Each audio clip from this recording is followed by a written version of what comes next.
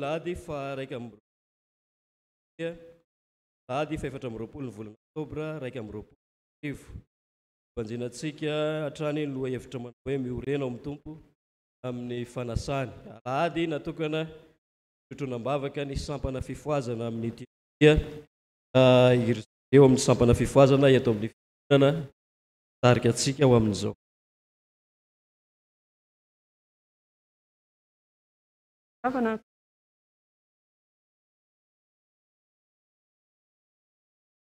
Rahantsika n'Andriamanitra dia rahantsika mamaky ny salamo fa zato salamo fa fito zato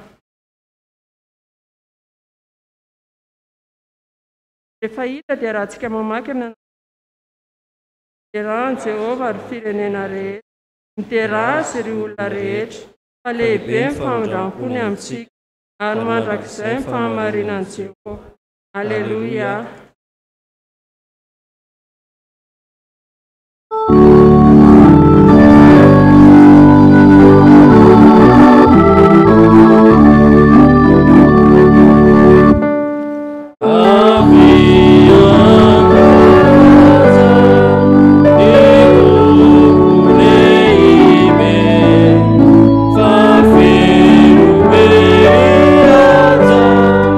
Jehovah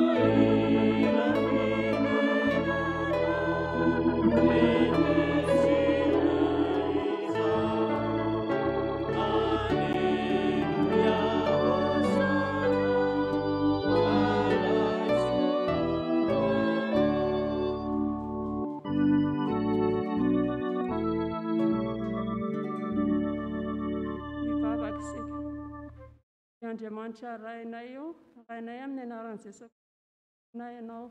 Misaotra anao indrindra izay raha notantaninao ka tonga soamatsara eto amin'ny. Misaotra anao ny famindramponao taminay fa tsy nalany ritra anay. Nifoazinao tamin'ny aliko ny fahafatesana izahay ka velonay. Misaotra Tompo noho ny hazavana nomenao anay. Misaotra noho ny finaina mahavela. Dia misaotra anay izay fa mino izay Tompo fa manatrika azy. Apetraka feno ambany fitantananao ny fotoana tsy ho aroaroa paratsy. Fanainao masina no anjaka eto ka hiasa mahery ao anatin'ny mpanomponao izay miasa fanao. Tompo natratra andro ny safiana apetraka ambany fitantananao izy ireo mba tena hijoro vavolombelona mahatoky eo anivon'ity firenena ity, eo anivon'ny fianakaviana, eo anivon'ny fiangonana iray Tompo na eto izao ary izany vavaka izany indray dia satrona indrindra ampiarahana amin'ny vavaka nampianarinao. Rainay eo izany an-danitra, masina ny eny anaranao, tonga ny fanjakanao, atao any ny sitraponao, ety an-tany tahaka ny any an-danitra. Eo anay ny olona na sahaza ho anay, ary mamelana elikay tahaka ny amelanay sy ary aza mitondra anay amin'ny fakapana afanay amin'ny ratsy, amin'ny fanjakana sy ny ary ny voninahitra.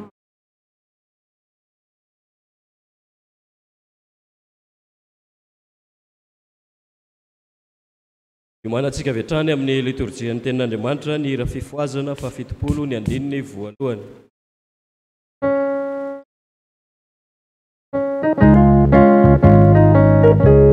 Ny zanaky ny fifoazana no mihira lohany anatanterahana ny hira fafitopolo.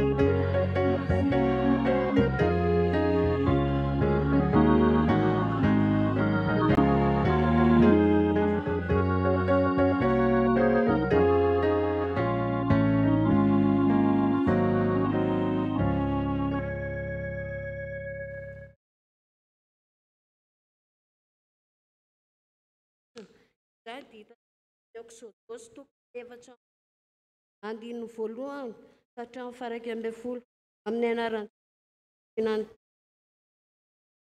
ary hoy izy tamin'ny Mosesy, hiakara eo amin'ny Jehovah ianao sy Arona Aba sy Abio ary fitola amin'ny lolo samy ankoatra avy eo ianareo. Rehefa Mosesy ihany no nanaiky an'i Jehovah fa ireo tsy mba nanaiky azy ary ny olona hiakatra momba azy dia tonga Mosesy ka izay natao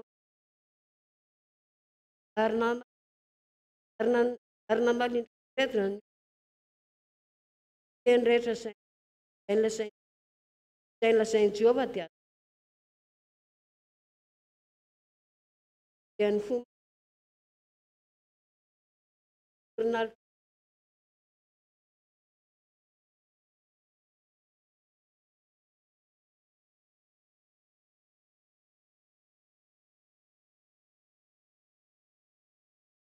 fanatiavana ary nalain'i Mosesy ny atsasaka ny rà ka natao ary ny atsasaka ny rà kosa ny teo amin'ny alitara dia naka ny boky fanekena izy ka namaky teny teo anatrehany olona ary hoy ny olona, izay rehetra nolazain'i Jehovah ataonay dia nekenay ny rà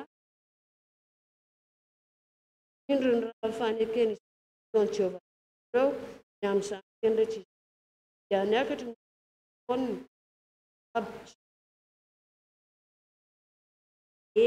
dia nay teo amin'Andriamanitra ambany ny fanangonana safira ary toy ny tamin'ny teny lanitra famirapirana ary tsy naninitra ny tanany tamin'ireo lehilahy be anisy izy dia nahita ny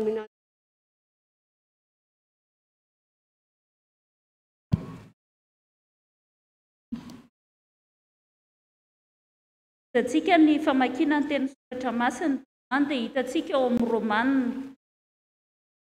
Romanina toko 5:10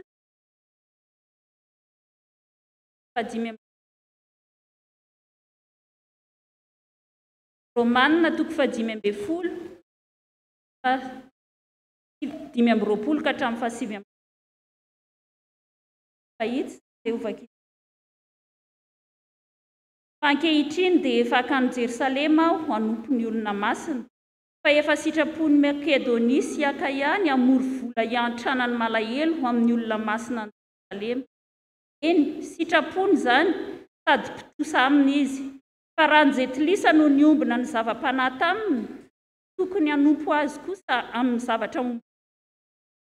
Ary rehefa vitako izany ka voatolotro azy soamatsara izany vokatra izany, dia hiazo any aminareo aho raha makany Spania, ary fantatro fa raha makany aminareo aho ombany fahafenona vahiny Kristo.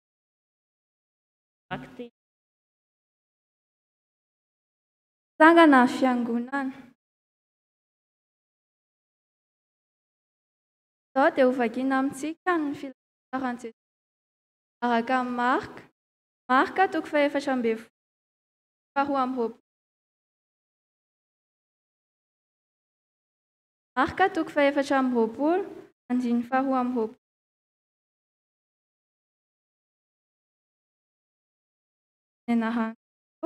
Aha mbola nihinana izy taona indray moa ka noho ny efa nisaotra ka natolona azy ary natao hoe raiso ity ny tenako dia nandray kapoaka izy efa nisaotra azy ka dia nisotroiny rehetra izany ka hoy izy taminy, ako amin'ny tena dia halatsaka lazaiko aminareo marina fa hisotro ka tsy nivoaka intsony aho tiaviny izay vaovao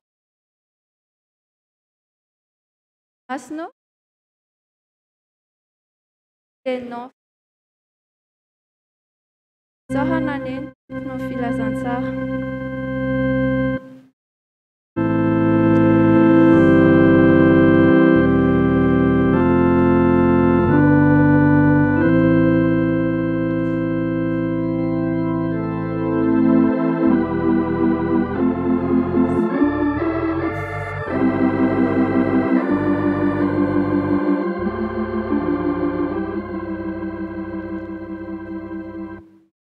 bavaka.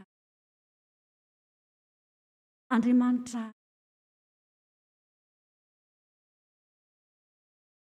idera sady mbola mamevona fa tonga indray ny fotoana enonay dia mangataka anao zay fanamay meno ny mpanompo ary anireto vahoaka zay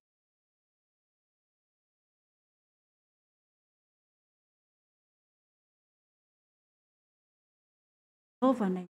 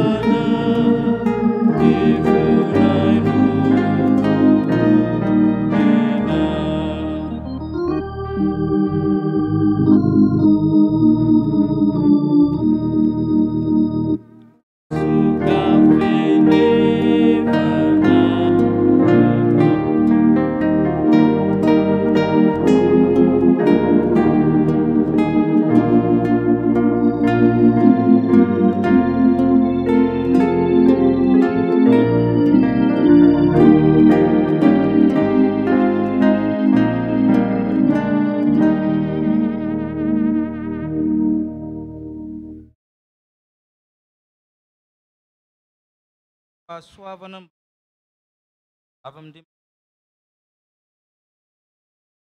Amen. Exodosy toko fa 4:20.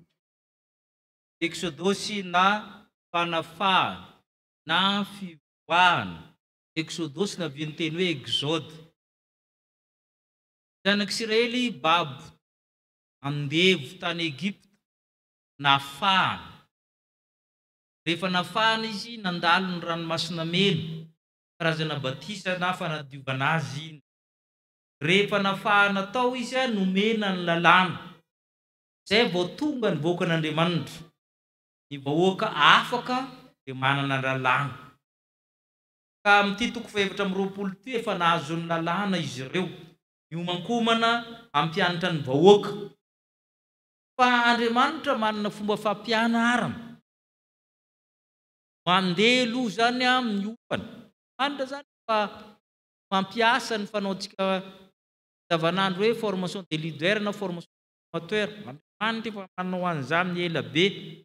Zay ny aviany reto olona reto 70 miampy ny efadahy ho fanina mialoha mba hitondra reto vahoaka n'Andriamanitra ireto. Zay no hitantsika amin'ny andininy sy ny faharoa vakitsika. Ary hoy izy tamin'ny Mose hiakara ao amin'ny Jehova Abasy ary ny fitopila amin'ny olo ka miankovo lavitra eny. Nefa Mose ihany nanakaiky ny Jehova fa ireo tsy manakaiky azy ary ny olo miakatra omba. Zay zany ilay zavatra nitranga hoe isy Mosesy tena eo amin'Andriamanitra. Isy ny telo manodidina azy 4 izy io miampy an'i Josua. Dia misy ny fitopila baratonga zany. Eo zany zareo ho tefena ho tena vahoaka n'Andriamanitra. Miorona ao amin'ny tompo. Tsy olo tena ilay vahoaka n'Andriamanitra ireo izy ireo.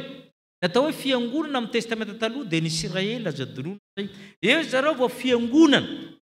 Dia olona noafahana, olona nomena. Zay ilay fiangonana eto zany. Ireo ny ampianarina iorona tsara. Ka ho jerentsika inona no zavatra nampanaovan'Andriamanitra indreo nataon'Andriamanitra ahatonga azy ireo iorona tsara, tena vahoaka n'Andriamanitra. Zavatra voalohany tenin'Andriamanitra. Ny firenen'Andriamanitra na ny fiangonan'Andriamanitra dia fiangonana nandray tenin'Andriamanitra. Zay io natao hoe église des de la parole de Dieu. Ino tsy maintsy haingany zavatra rehetra io tenin'Andriamanitra io. Vakitsika ny amin'ny fahatelo. De tonga Mose ka nanambara tamin'ny olona. Ary namaly ndray teny rehetra zay. Mosesy nanambara, nampianatra amin'ny teny rehetra, zao ny lalàna, zao ny didy, zao ny fitsipika, lalàna, didy, fitsipika, dalam-paniriana zanak'Israely mondo. Nampianatra ny Mosesy amin'ilay vahoaka. Dia ny vahoaka namaly, navaly ny vahoaka, teny rehetra zalaizan'i Jehovah ataony. Ary io zany amin'izao ny fiangonan'Andriamanitra amin'ny testamenta taloha, fa ny fiangonan'Andriamanitra amin'ny testamenta vaovao dia ny kristianina dia mitohatra amintsika izany. Ary zay mahatonga ny tenin'Andriamanitra io mila setriny. Mila setriny mamaly ny vahoaka. Zay ilay liturgia ataontsika io. Rehefa mamaky tenin'Andriamanitra ianao ray maso hoe isorina ny io le mandendeo azy io. Fa tsy maintsy mampianatra manambara ny fitsipika rehetra, ary ny olona tsy maintsy manana valinteny manoloana amin'ny tenin'Andriamanitra misy. Rehefa manambara sitrapon'Andriamanitra dia misy hoe sambo. Rehefa mamenao fa mamela famelan-keloka ny mpitana dia misy le ohatra zay voela heloka. Izany hoe ilazana fa azon'ny olona tsara tenin'Andriamanitra. Ary zay ny mahasarotanana na mitondra fivanana raha voalavalava ny raharaham-piangonana, satria raha tsy amin'ny fotoana manokana ny raharaham-piangonana tsy tokony ho lava moatra ny tonteny. Amin'ny dininy fahaefatra vakitsika. Ary Mosesy nanory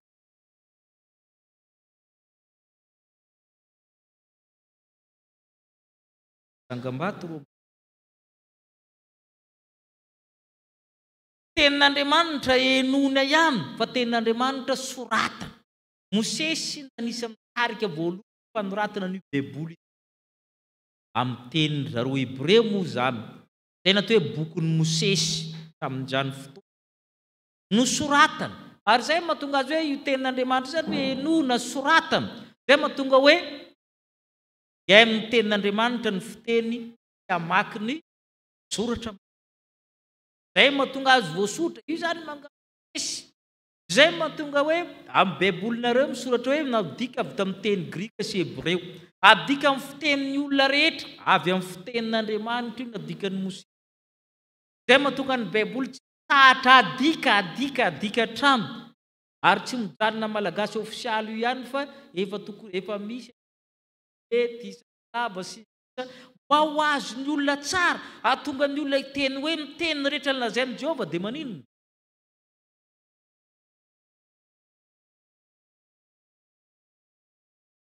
Any andininy fahafito indray ny vakitsika. Dia naka boky ny fanekena izy ka namaky teo anatrehany. Ary ny olona rehetra na sarobidy tsy vitan'izany fa namaky. Vaky teny io zany anisan'ny zavatra tranainy amin'ny dictionnaire ho zareo. Io famaky teny io tamin'ny tempolin'ny Jiosy ny sinagoga nisy. Ary tabidia fa misy karazana fiangonana riavana tsy manisy toriteny. Vaky teny dia ampy. Mahavelona io. Ary zay mahatonga hoe famakiana teny io zany namaky boky ny fanekena teo. Ary zay famakiana tenin'Andriamanitra zay aina ho an'ny fiangonana. Zay mahatonga ny mahasarota ny fiangonana io. Amin'ny fiangonana sasany tsy mahazo mamaky tenin'Andriamanitra ianao raha tsy niofana. Misy tsy mahazo mamaky raha tsy mpandray. Anajana ny tenin'Andriamanitra io hainony tsara. Fa ny antony mahatonga antsika rehetra mamaky fanabeazana. Aiza izy zatra raha tsy zaranao. Kanefa tokony miomana tsara. Ny olona mamaky teny dia tokony herinandro mialoha. manomboka ampitandrina zany sao hoe miteny hoe toroteny torian'ny pastera vao maraina to izy vao nanao taratasy manomboka latsinainy efa miainana izy miainana io voany aloha satria raha tsy mitsofoka amin'ny folo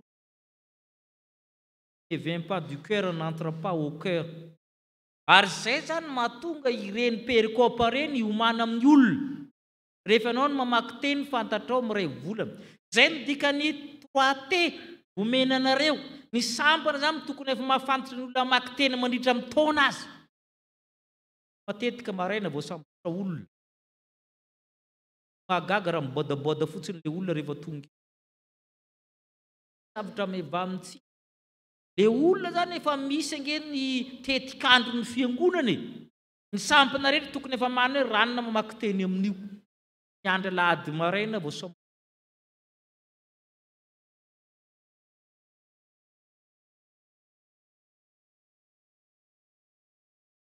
zany natao hoe fiangona amin'ny tenin'Andriamanitra ila vakina enona ratana zay mahatonga azy hoe entina mody ny baiboly amin'ny toerana rehetra ianarina io zany tika zany fiangona amin'ny tenin'Andriamanitra tahaka nyreto Israely reto hoe mienory Israely Israely zay zany sabatra voalohany enona ary zay zany mahatonga hoe ny ankamaroany ny finoana dia avy amin'ny toriteny ary ny toriteny izy dia avy amin'ny tenin'ny Kristy ny ankabeazan'ny finoana dia avy amin'ny sofina adalàna ny naovan'Andriamanitra anankiroa vava ray ihany amin'ray anina vava Romanina 10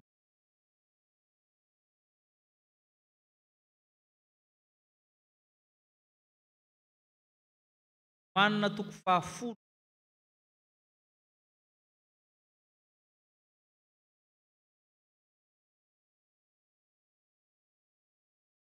andininy fahafitambin'ny Romanina 10 andininy fahafitambin'ny vakitsika aminarany to ko ny finoana dia avy amin'ny toriteny ary ny toriteny kosa dia avy amin'ny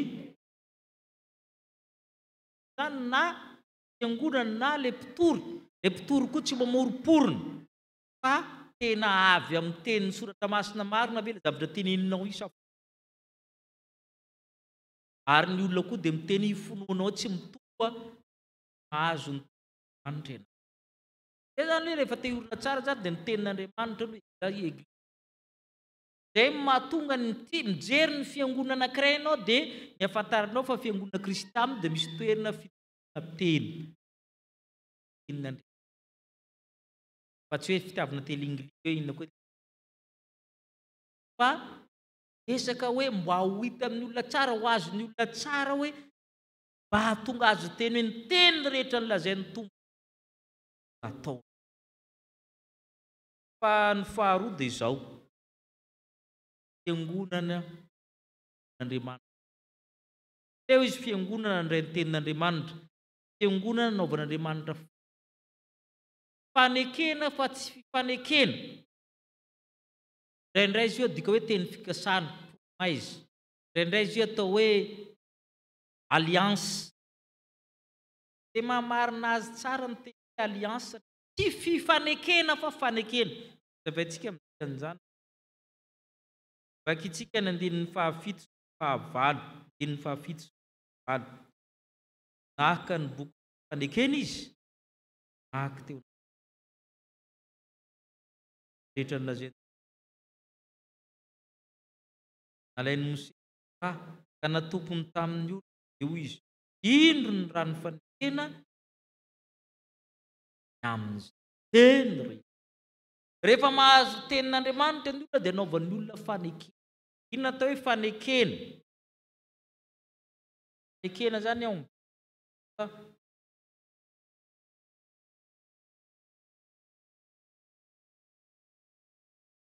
ohatra an'izao soratra masina dia ny testamenta taloha sy ny testamenta vaovao testamentum amin'ny teny latina dia fanekena ny tena fanekena taloha fanekena vaovao raha tamin'ny androny Mosesy natao hoe boky ny fanekena dia boky 5 fotsiny nitatra dia tonga amin'ny antsika zao misy fanekena taloha sy ny fanekena vaovao. Ity zany natao hoe boky ny fanekena amin'ny androntsika ankehitriny. Ary ity le vakina amintsika dia tokony hamaly isika hoe zay rehetra lazaina. Maninona moa atao hoe fanekena fa tsy fifanekena? Eo amin'ny andro taloha zany rehefa manao fanekena amin'ny tantsinanana, amin'le manao fatidrà aty amin'ny malagasy, alaina le biby dia zaraina roa mitovy, sarahana mitovy manomboka amin'ny lohany hatramin'ny samy manana ilany mitovy. Dia ilay olona manao fanekena mandala ampovoan'ireo zay mivadika dia voa ohatran'ity dia potika tanteraka. Dia mandalo eo zany le olona anankiroa manao fifanekena. Dia rehefa vita iny zany vita zany ny silage zany le fanekena zany vita zany zany samy mandray amin'ny bilany avy io na hoaniny na hodorana zay enao azy. Zay ny Abrahama. Kanefa rehefa nanao fanekena tamin'ny Abrahama Andriamanitra, nizarain'Andriamanitra roa le biby tsy navelany nandalo teo Abrahama. Izy rery nandalo teo. Maninona manitra rery nandalo teo? Ny valiny dia anatin'le teny resako hoe fanekena fa maninona tsy navelany nandalo teo Abrahama? Zay solotena antsika olombelona rehetra antony mahatandrina raha kena. Izy amintsika mahatandrina nanao fifanekena amin'Andriamanitra. Satria izay mitandrina an'io voaozina. Azonareo ve zany? Fa rehefa anao zany fanekena io Andriamanitra, tsy fifanekena nataony fa fanekena. Zay mahatonga ny teny hoe alliance tsy mahadika azy, satria bipartite foana ny alliance zany farafahakeliny tsy dia mahadika azy. Le teny frantsay, baiboly frantsay manao hoe alliance tsy mahadika azy.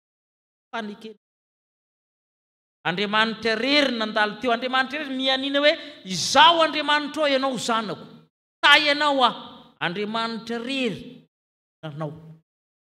Fa ianao zany mandray ny vokany fotsiny tahaka ny Abrahama. Zahay ta ianao zanako, ary izao Andriamanitra. Rehefa mivadika ianao, hosaziko ianao, ary zany mahatonga Andriamanitra afaka mandefitra mamindra fo, satria tsy fifanekena fa fanekena. Anatin'io fanekena ngeda-be n'Andriamanitra io zany ianao manao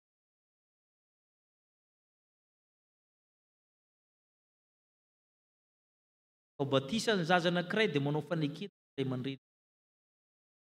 Zay le izy zay sa tsy zay? Iny le anjaranao anatin'ny fanekena be n'Andriamanitra. Tehiriziny anatin'iny ny anao fa tsy vitanao koa raha io. Mialahady taona fito taona mbola amin'ny taniny paster eto mianatra sa tsy mianatra ty miditra amin'ny heriny. Zay dia efa fanekena tamin'ny mpandray, mahadekona, mampiandry sy isan'ny fifazana, irahana montomontotra ny sasany hoe marary ahy. Lefa mahita tsy andarina foana. Azo mandà zany mpiandry zany. Na irahana makany tamatava ary anao mirava avy eo mandeha ianao. Azo an'izany ve ny mpiandry sa tsy mandeha ianao na irahako makany tamatavy ary anatin'ny fanekenareo zany. Naiza io. Zay le hoe io fanekena io zany tatana tamin'ny raha. Averitsika vakina andininy fahavalo. Ary nalain'ny Mosesy ny raha ka natompony tamin'ny olo. Indro ny raha ny fanekena zay nataony Jehovah taminareo. Raha ny fanekena efa vita ny nafafy tamin'ny olona. Fanekena efa vita ny fanselen'Andriamanitra. Andriamanitra ny manaiky fa hitantsika. Zay koa nataony tamin'ny Israely. Amin'ny testamenta vaovao iny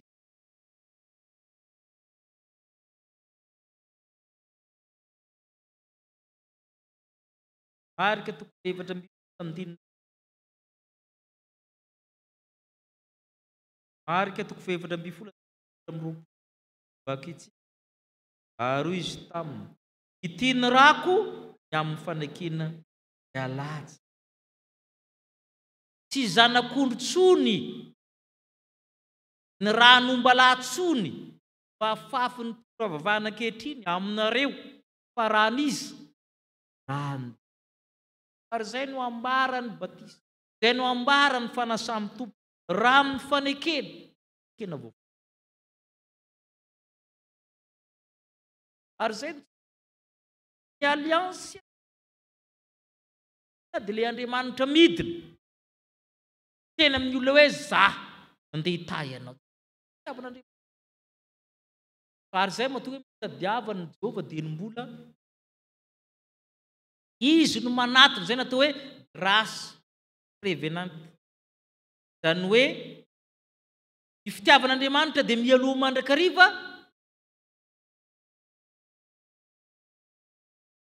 izy no mandeha.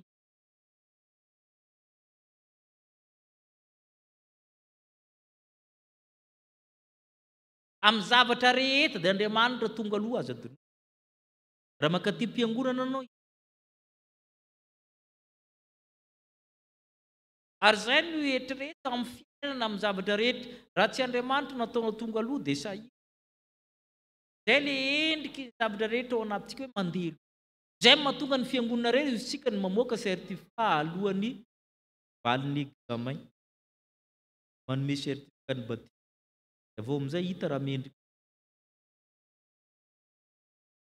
Manome certificat mpandraifana samy tompo dia avao tena fanadinina ange ka tsy le examen akarana katekômene fa ny devolo ny tena anadina après sao dia adinina zany fiainana ny manadina fa omenanao aloha sy vokatra rovitiko amity fa za tsy vavaka tsy certificat omenanao mpanambady vao avenao mipianiny rehefa mpanadina bankarianosy. Zay le hoe fanekena ianazy.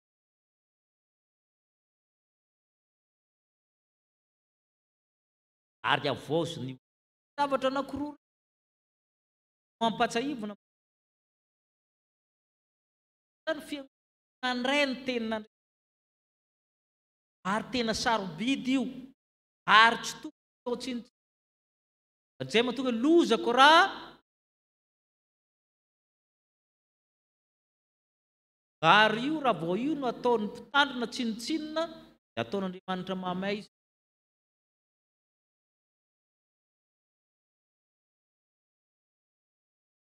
Ary zay no mahatonga ny Paul manazava inona moa ny antony nanampiana ny tondra fivavahana. Hazavain'ny Paul zany Romanina 5:10.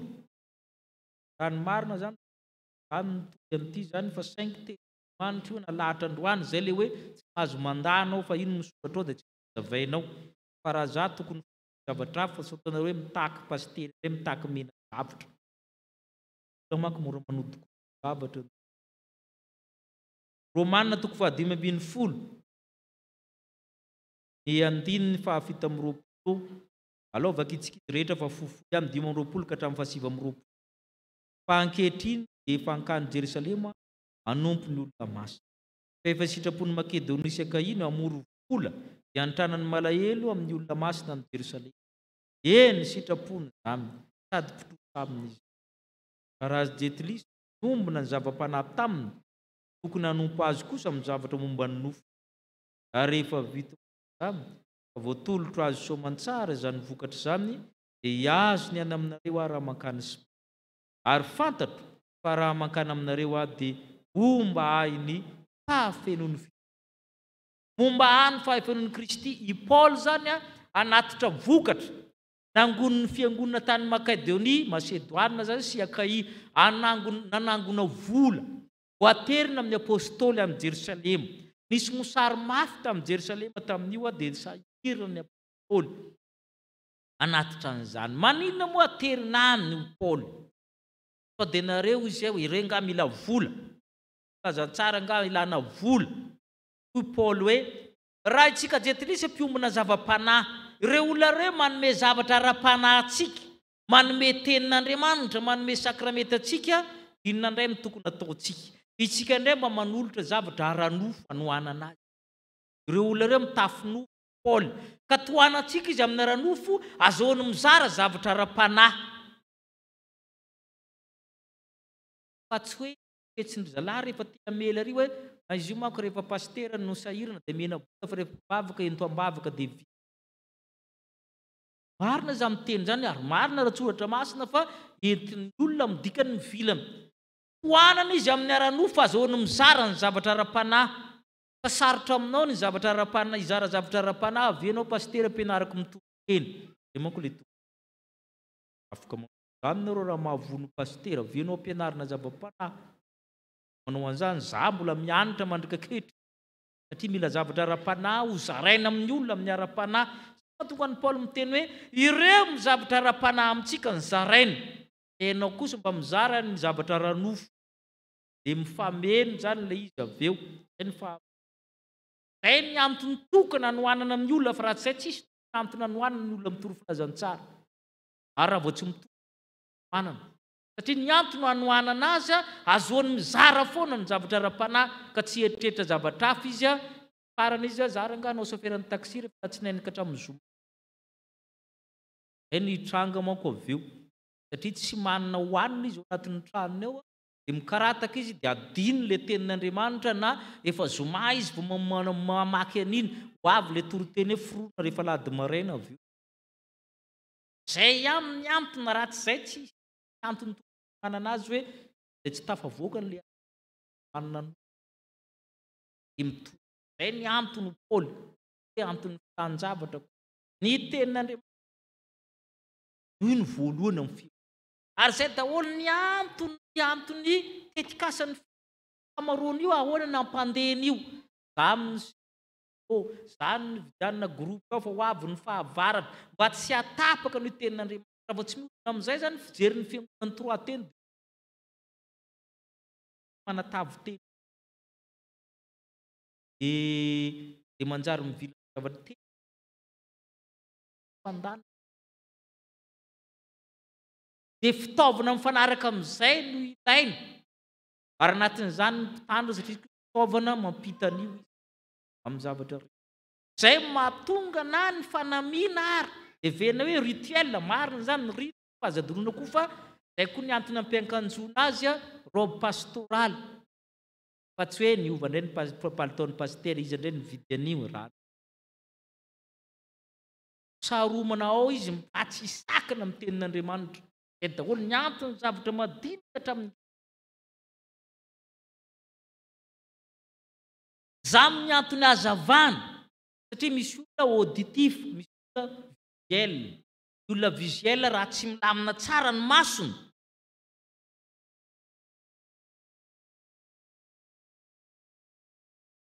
afantaranao fa visuel ny olona.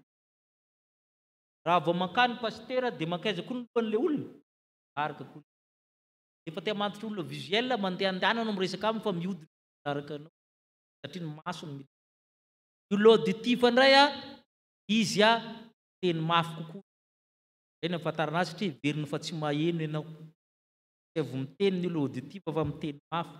Aminy daholo mba hahatonga ny olona dia olona visuel tsy mety hipetaka ambadiky ny poto io. Sahirana ohatran'izao. Zay ny afantaranao azy. Ary raha kizy izy mitsangana mihitsy izy mijery anao rehefa mampianatra ianao sekolahady. Nareo mpampianatra sekolahady mila mafantatra an'izany izy ny visuel, izy ny auditif amin'ireo ankizy ireo. Ny fametrahanao olona am-piangonana io misy dikany io.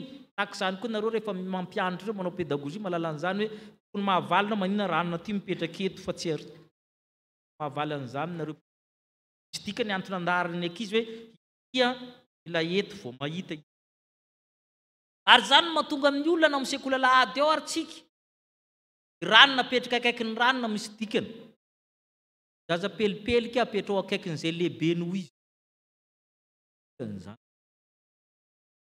Raha mbola pelika apetrao akaikin'ny ankizy vavy kely anankiroa, ny ankizy lafy nareo fa miovy.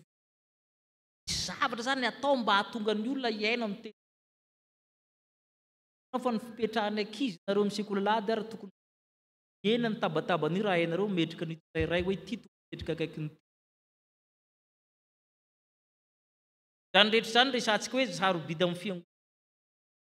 Fa ny zavatra faharoa resantsika Andriamanitra manao ihany fa tsy fifanekena. Tafa amin'ilay Andriamanitra no ahafahantsika mankato izy manao fanekena amintsika. Fa itsika mandray anjara miteboka kely fanekelakely avy ho mpampianatra ho endry ho korala ho tahaka an'izao fanekena kely mba anjara brika mba indray no nampianarin'ny tompo hoe miorona ray ny teny Andriamanitra onana naovan'Andriamanitra fanekena ny fiainanao, ny asanao, mitokantraminao, ny zanakao, aza matahatra fa izy tantana ny zanakao amin'ny zavatra rehetra, anoatra no mmpandresy anao amin'ny alalan'ny efa ty. Amen.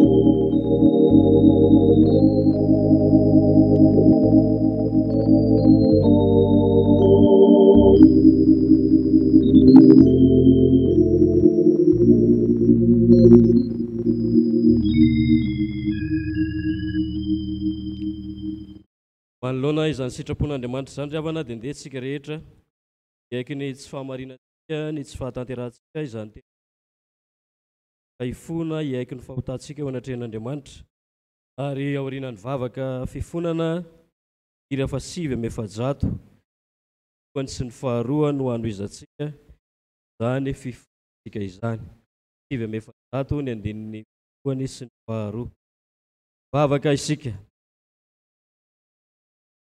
Jesosy Kristy tomponay mpamonjy anay ianao ary ianao ihany koa no lohan'ny fiangonana izay efa nanome ny fanainao masina ho anay tsirairay avy ary izany fanainao izany no mampahery anay ary ny teninao ihany koa dia fiainana ho anay rehetra. Kanefa manoloana izany teninao izany ry Tompon'Andriamanitray tanteraka izahay tsy mendrika izahay satria maro aminay no tahaka ny zanak'Israely izay naneho fahavononana hankatoy ny teninao fa betsaka aminay ny hainy fotsiny ihany fa tsy mankatoy izany. Fona aminao izay satria ataonay ho fahazarana ihany koa indraindray ny liturjia izay iainanay tsy ampy ao anatinay ny fahavononana hankatoy ny teninao. Matetika dia ny mahasoa anay na izay mahametimety ny fiainanay no heverinay ho setriny izany teninao Andriamanitra izany. Jesosy tsy misy miafina aminao toetray indrindra manoloana ny teninao. Efa nanaovanao fanekena tamin'ny ranao izay rehetra koa mitalao aminao ankehitriny mba hiaina ny famelan-keloka izay nentinao tamin'ny anatin'izany fanekena vaovao izay nasehonao tamin'ny ranao izany. Mamindrafo aminay ry Tompo Andriamanitray tao mizay rehetra mba ho tonga vahoakanao, ho tonga fiangonana izay fiangonana mifoto koa ka hijoro ho vavolombelon'ny teninao ary hitana ny fanekena izay antsoina ao anay tsirairay avy. Ankehitriny ry Tompo Andriamanitray dia matoky izahay fanerinao Andriamanitra no miasa aminay rehetra ary ny famindramponao dia avaozinao isanandro isanandro ho an'ny fiangonanao. Koa indreto izahay misy tanteraka manoloana ny teninao fa miandry kosa ny famelan-keloka izay atolotra ho anay maimaim-poana ary izany no isaoranay sy hideranay ianao hatrany. Ny anaran'i Jesosy no hanaovanay ny vavaka. Amen.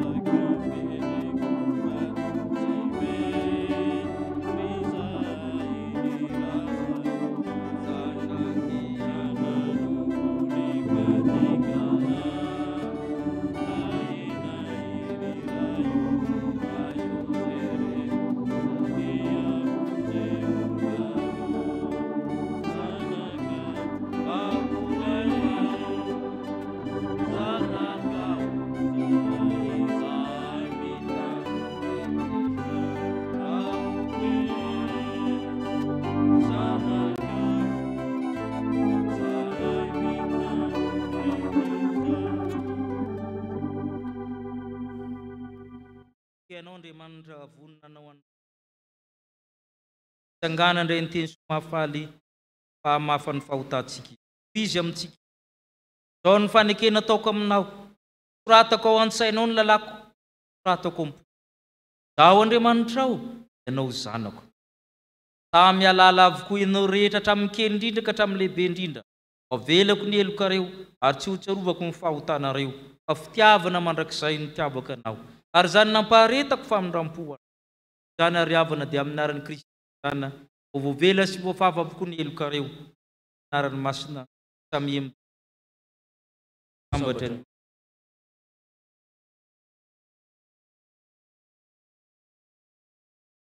ary amen.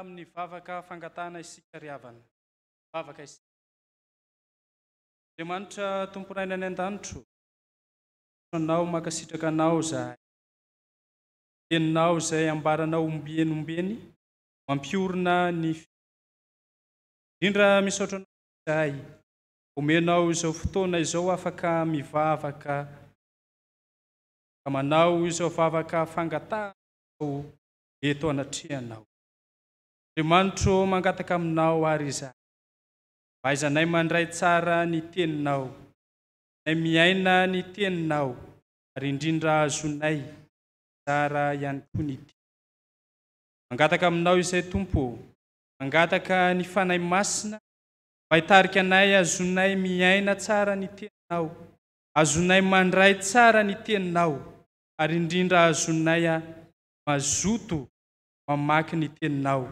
fa izany tokoa no mampiorina anay izany no mampiorina ny finoanay aminao Andriamanitra misaotranao koa izay Andriamanitro no ny fitiavanao fa avaozinao isanandro sanandro amin'ny fiainanay tokoa ny fanekenao noho izany fitiavanao isaoranay ianao izany fa tia dia tianay tokoa ankehitriny ary izay Andriamanitra dia mametraka ny fiainanay rehetra eo am-pelantananao raha vao avy nandray izany teninao izany izay dia mangataka indrindra mba ampiorina izany ao anatin'ny fonay hitondra fiainam-baovao anay ary anananay finoana dia mametraka ny fiainan'ny fiangonana eo am-pelantananao izay Andriamanitra nao no anome finoana velona ty anatin'ny mpanomponao tsirairay avy nao hitarika azy ireo amin'ny alalan'ny fanahy masina mba andehanany amin'ny fahamarinana mandrakariva nahitry ny mbavaka ny tandrina mianakavy ihany koa izay Andriamanitra izay fanofitianao sy nantsonao mba hitaiza ny fanahinay eto amin'izao fiangonana misy anay izao nao anome hery azy ireo Andriamanitra nao anome fahasalamana tsara fahasahiana mandrakariva azony maefa ny asa izay iananao azy ireo amin'ny fipolona ny fanahy mbavaka ihany koa izay Andriamanitra sampana velona rehetra eto amin'ny fiangonana misy anay izao indrindra ny sampana fifoazana izay entina mbavaka amin'ity androany ity. Nao tompo mba hampiorina mandrakariva ny fo ka dia tena ho mpifo marina eo anatrehanao anarana fotsiny izany. Fa ianao Andriamanitra mihitsy mitarika azy amin'ny alalan'ny fanahy masina. Nambavaka eo anatrehanao Andriamanitra ny mpanomponao tsirairay avy izay tonga eto amin'izao tranonao izao, izay manana ny ao anatin'ny fantatrao tsisy miafina aminao ireny Andriamanitra. Ina izany ho tanterahinao araka ny habeny izay manana faniriana tsara tovinao ane izany. Ao tompo ireo salama nao anasitrana ary bery vaovao azy. Ao ireo izay ny impahoriana, Andriamanitra no ampahery. Andriamanitra androtsaka ny fiadananao indray ho azy. Mino somatoky izay Andriamanitra mpieny vavaka ianao ka hamaly ny fivavakay. Izay rehetra mahasoanay Andriamanitra, ina izany mba ho tanterahinao araka ny habe indrindra fosiny fitiavanao. Andriamanitra mahay ny zavatra rehetra ianao ka dia mino somatoky izany fa efa izany fiainanay. Amin'ny anaran'i Jesosy Kristy Tompo sy mpamonjy ny ivavahanay toy izay, misaotra indrindra ry Tompo tianay. Amen. Isika ry avy nanambara ny fonosika eo anatrehan'Andriamanitra ka ny fanikam-pinoana alarana fahatelo no iarahantsika manonona hoentsika manambara izany fonotsika izany. Fanikam-pinoana alarana fahatelo iarahantsika manonona izany manao hoe: mino an'Andriamanitra tsy toa aho, izay mpanao lanitra sy ny tany. Andriamanitra dia fanahy, Andriamanitra dia fitiavana, Andriamanitra dia manjakatra amin'ny taloha indrindra ka ho mandrakizay. Andriamanitra dia mampiseho ny fitiavany antsika, fa fony mbola mpanota isika, dia maty hamonjy antsika i Kristy. Mino an Jesosy Kristy, zanan'Lahy tokana Tompo. Tonga izy tady sy hamonjy ny very.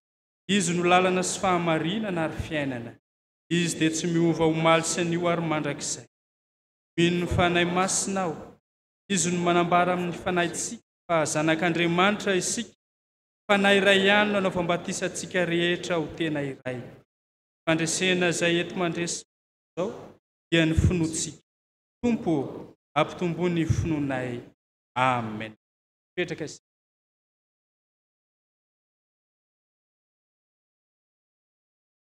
Nahatateraka ny ana so amin'ny vaovaon'ny fiangonana.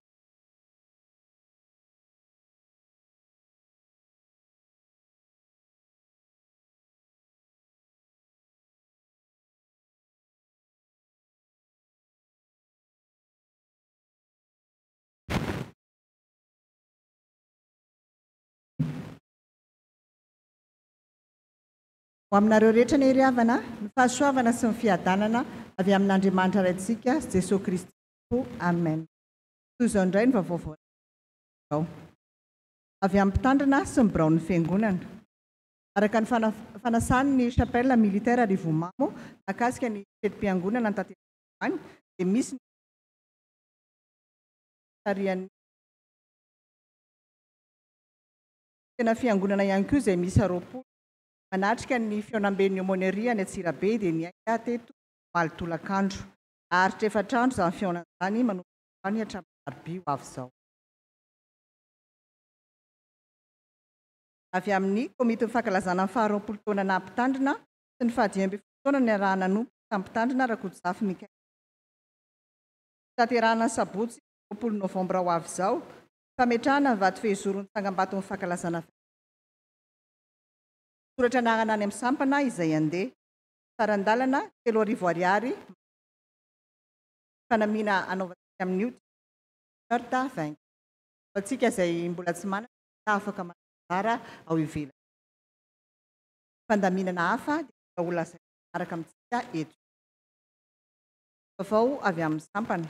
Sampana Sekolealahady. Soamantsara Omaly 13 Oktobra ny kansera sain'ny ratsana tanketsa.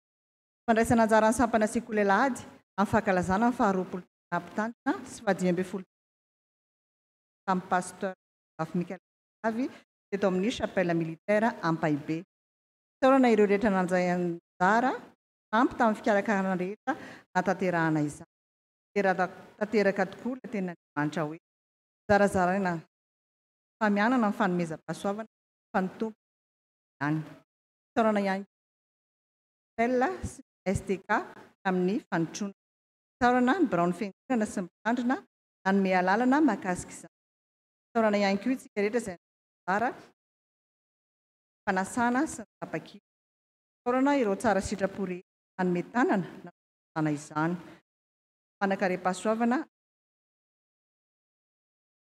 verina mpianatra sy mpampianatra anio ariva amin'ny roa rasa sasany anohy ny fanomanana ny fankalazana ny ihany koa ny fiarahana amin'ny sampady mpianatra sekondaria ao anatin'ny avy amin'ny safify naritra. Misy ny asa sy fampahirezana ny eo alahady ao aorian'ny mana. Rakitra faharoa androany dia an'ny sampana safify. Ihany koa ny ambe izay ho tanterahana ny ariva amin'ny roa sasany eto am-piangonana. Anatanterahana ny troateny sampana ho asaina ny mpikambana rehetra ao amin'ny sampana. Ahitra ho an'Andriamanitra. Avy amin'ny sampana tanora kristianina lantsana RFF. Tanterahana sabotsy 9 novambra ho avy izao ny randonnée izay atao eny Ambanintsena. Sarandalana 500 sy 1000 eto am-piangonana na miainga ary etrian'ny fivi. Soratana anarana dia any amin'ny avy amin'ny sampana Dorcas. Sampana Dorcas dia faly mampandrehantsika mpianakavin'ny finoana fanatanteraka ny fankalazana amin'ny 15 taonany izay ataony alahady novambra ho avy izao. Izany fankalazana izany dia tafiditra ao anatin'ny fankalazana 25 ny tandreman'ny tandrina Rakotsafy Mikaela mianakavy. Ao anatin'izany fankalazana izany dia manasanareo izay sampana Dorcas anotrona anay amin'ny hira vako-drazana izay ho karakarainay ny 7 novambra ho alahady 7 novambra io ihany amin'ny roa. Mankasitraka antsika rehetra avy amin'ny sampana VFL. Iangaviana ny mpikambana rehetra ao amin'ny sampana VFL mba hijanona ao aorian'ny fotoam-pivahana andaminana indrindra mahakasika ny fandamina.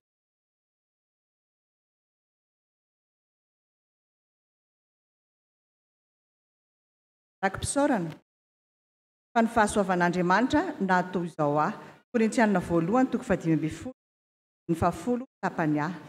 Saoran'Andriamanitra noho ny mbola fahavelomana omeny ary ny fahasoavany na ahafahana miverina am-piangonana indray ka aorian'ny tsy fahasalamana maro. Rakim-pisaorana tonoina ho an'ny fiangonana sy ny mpitandrina telo ala.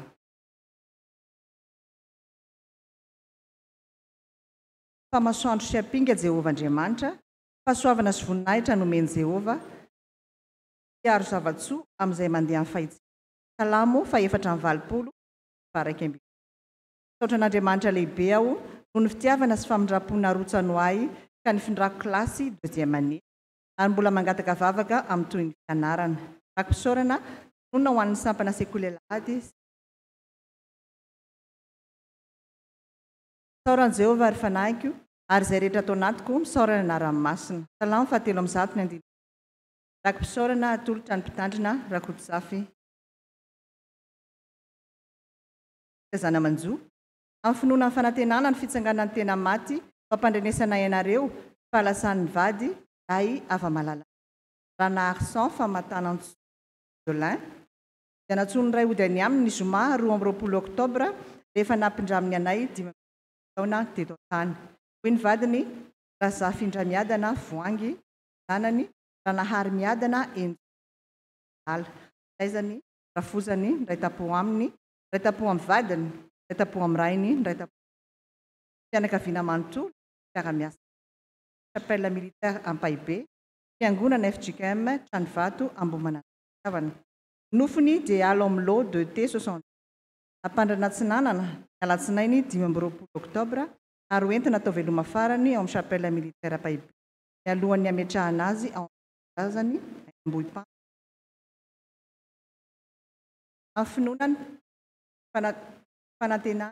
fanantena maty no ampandrenesanareo fa ny ava-malalanay Randriamanana Janody Mandry ny zoma 12 teo amin'ny 1 Indreniny Ratavindramanana, zanany Rasolofo Kanaivo Andriary Lalastena, Randriamanana Rapatsalahy Tsinjo Sisitaka, Randriamanana Rapatsalahy Tsimbina Dafiny, zanany Ambatisa, Raitapo aminy, Raitapo amin'ny vadiny, fianakaviana manontolo, mpitandrina sy ny fiangonana FJKM tsara saotra Jerosalema vaovao Ambohibary Manjakandriana, mpitandrina sy ny fitaizam-panahy protestanta ho an'ny folo alin-dà chapelle militaire Ampaibe, fianakaviana manontolo. Nofiny dia hiala ao andray soa O2F 34S ny alatsinainy 20 oktobra amin'ny 7 ary hoentina nomezana amboninahitra an'Andriamanitra ao amin'ny fiangonana FJKM tsara saotra vaovao alohan'ny ametrahana azy ao amin'ny fahasampianakaviana ao Ambatomaro Ambohibary. Tandriavana aorianan'izao fotoam-pivavahana izao dia lasa mpianakavy finoana ambanan'ny décolle anatanteraka ireto famangina roa. Fandaminana ho tanterahana manoloana amin'ny baon'ny mpitandrina rehefa mirava ny fivavahana. Ito izay indray ny vaovao fiangonana androany ny voninahitra ho an'ny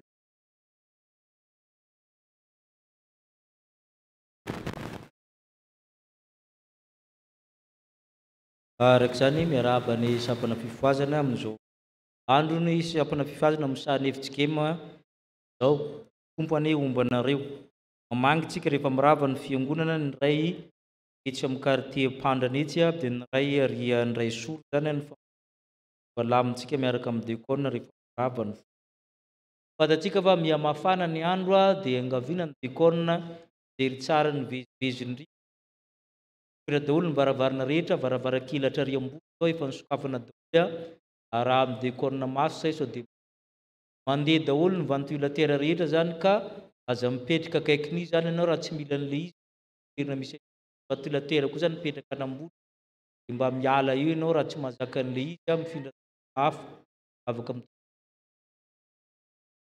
fa ilain'ny hafa le izy indrindra fa amin'izao covid lasa zao ilaintsika miveziveziny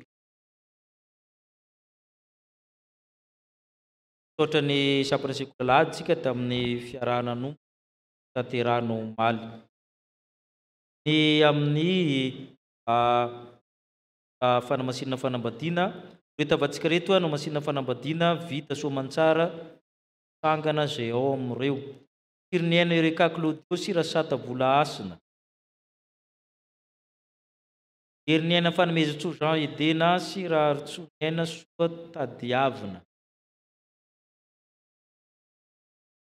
andriana ary ny Rina Lovasoa Fanantenana sy Andrianary Velo Anjarasoa Sarobida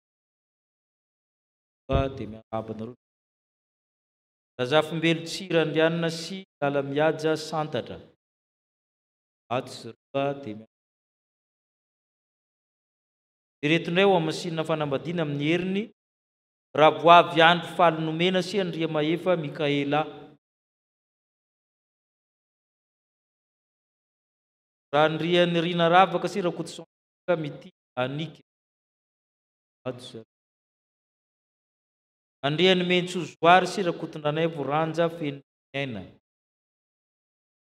dia mavoko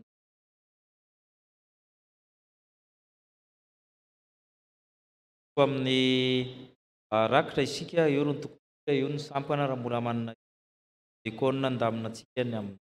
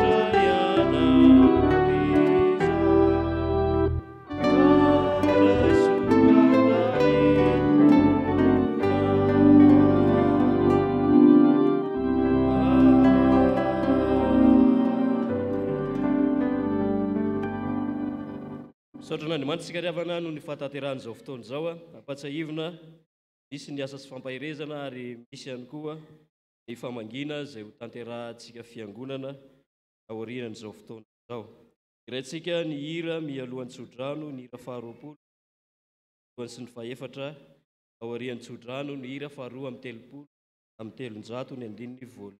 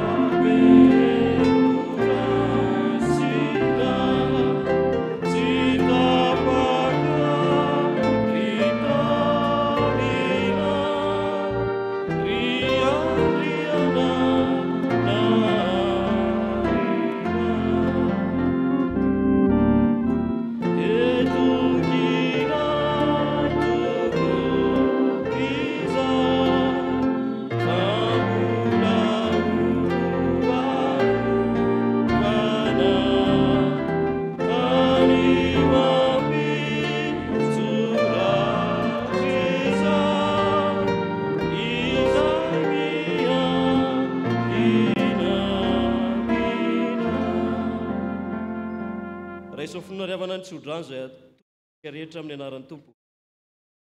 fa Andriamanitra tanteraka izay rehetra tokony ho anareo araka ny hareny amin'ny voninahitra ao amin'ny Kristy Jesosy. Ary ny fiadanan'Andriamanitra izay mihoatra noho ny fahalalana rehetra hiaro ny fonareo sy ny hevitrareo amin'ny Kristy Jesosy tompontsika ho amin'ny fanahinareo ny fahasoavan'i Jesosy. Amen.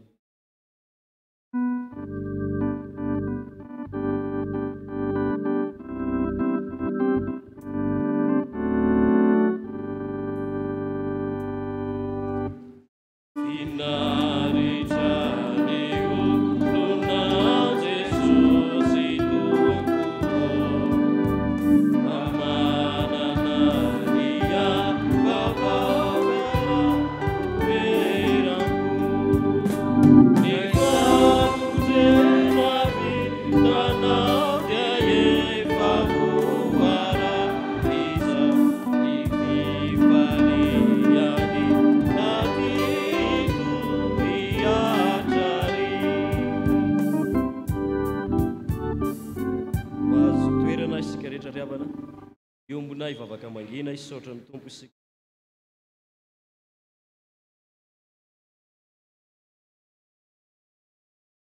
Ny teny rehetra izay nolazain'i Jehovah dia ataonay an'Andriamanitra irery ny voninahitra amin'ny anarany Ray sy ny Zanaka ary ny fanahy masina.